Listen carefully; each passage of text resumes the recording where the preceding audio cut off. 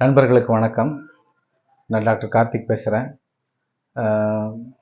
உடம்புக்கு தன்னைத்தானே சரி செஞ்சுக்கிற ஒரு ஆற்றல் இருக்குது அப்படின்றது நம்ம எல்லாருக்குமே தெரியும். ஹீலிங், செல்ஃப் ஹீலிங் கெப்பாசிட்டின்னு சொல்லுவாங்க. ஆனால் இது மேலே நம்ம எத்தனை பேருக்கு நல்ல ஆழ்ந்த நம்பிக்கையும் புரிதலும் இருக்குது அப்படின்னு பார்த்தா ரொம்ப குறைச்சல் தான். அது புரிஞ்சுக்கிறதுக்கு நம்ம முயற்சி பண்ணணும். கொஞ்சம் யோசித்தோம்னாலே நம்மளுக்கு சுலபமாக புரியும். இந்த உடம்புன்றது ஒரு செல்லுலேருந்து உருவாயிருக்கு. இன்றைக்கி பல லட்சம் கோடி செல்கள் இந்த உடம்புல இருக்குது. இந்த செல்கள் ஒன்றோட ஒன்று தொடர்பு கொள்ளுது. ஒன்றும் அதுக்கான வேலையை சரியாக செய்யுது.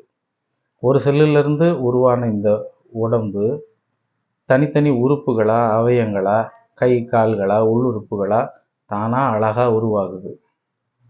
அதன் பிறகு பிறப்புக்கு பிறகு பார்த்திங்கன்னா சுவாசம், செரிமானம், இரத்த ஓட்டம், இருதயத்தோட இயக்கம், சிறுநீரகத்தில் இருக்கிற இயக்கம், கழிவு நீக்கத்துக்கான இயக்கம், கல்லீரல், இப்படி உள்ளுறுப்புகள் எல்லாமே தம்போக்கில் அது வேலையை ரொம்ப சரியாக செய்யுது.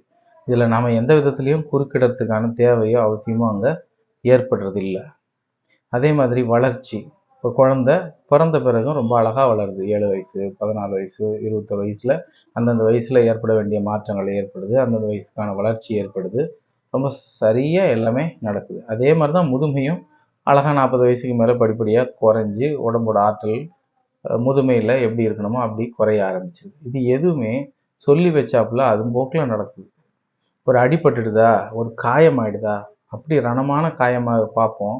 அடுத்த ஒரு 6 நாள் 7 நாள் அந்த காயம் காஞ்சி பக்கு கட்டி ஆறி போகிறத பார்க்கணும். ஏன் நம்ம மருத்துவர்கள் ஆப்ரேஷன் பண்ணுறாங்க. அவங்க என்ன தான் அறுத்து வெட்டி கிட்டி ஒட்டி பண்ணாலும் அந்த இடத்த திருப்பியும் ஆற வைக்கிறது, அந்த தழும்பு, அந்த அந்த காயம், தழும்பில் அந்த காயத்தை ஆற வைக்கிற வேலையை யார் செய்கிறா? உடல் தான் செய்யுது. அப்போ இந்த உடலோட ஒத்துழைப்பு இல்லாமல், இந்த உடலோட ஆற்றல் இல்லாமல் இங்கே எது தான் சாத்தியம்? அப்போ இப்படியெல்லாம் இருக்கிற இந்த உடல் இயக்கத்தில் நமக்கு ஒரு காய்ச்சல் வரும்போது இந்த உடலுக்கு அதனுடைய அளவு எவ்வளோ வச்சுக்கணும்னு தெரியாதா? ஒரு சளி வெளியேற்றோம்னா அதனுடைய நேரம், காலம், சூழலை பார்த்து அது செய்யாதா? நான் மறக்கவே முடியாத ஒரு பாடம் என்னோடய அக்குபஞ்சர் வகுப்புகளில் தோழர் உமர் ஃபரூக் மாஸ்டர் அவர் சொன்னது. அவர் என்ன சொல்லியிருப்பாருன்னா, அவருக்கு ஒரு வாட்டி சளி இருக்கும்போது ஆக்சிடெண்ட் ஆகிடுது. ஆக்சிடெண்ட் ஆகும்போது விலா எலும்பில் அடிபட்டுடுது. அடிபடுறதுக்கு முன்னாடி அவருக்கு ரொம்ப கடுமையான இருமல் இருந்திருக்கு. அடிபட்ட உடனே அந்த இருமல் நின்றுச்சு. ஒரு 25 நாட்களில் இந்த விலா எலும்பு நன்றாக கூடி சரியான பிறகு போன அந்த இருமல் மீண்டும் வந்துருச்சு அப்படின்னாரு. அப்படின்னா என்ன அர்த்தம்? விலா எலும்பு உடஞ்சா இரும்பு கூடாது, இரும்புறது அந்த எலும்பு கூடுறத தொந்தரவு பண்ணும் அப்படின்ற அறிவோட இந்த உடல் அந்த இருமலுக்கான ஒரு தூண்டலை நிப்பாட்டிருச்சு. ஆனால் கூடி எலும்பு சேர்ந்து குணமான பிறகு திருப்பியுமே அந்த இருமல் சளி வெளியேற்றம் தொடங்கி நடக்க ஆரம்பிச்சிருக்கு.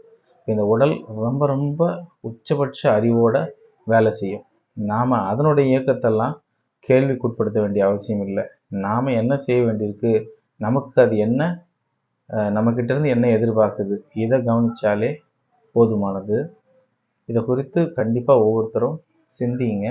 இது ரொம்ப முக்கியமான ஒரு விஷயம். உடலினுடைய தன்னைத்தானே சரி செய்து கொள்ளும் பேராற்றல், self healing capacity inherent in the human body. Thank you.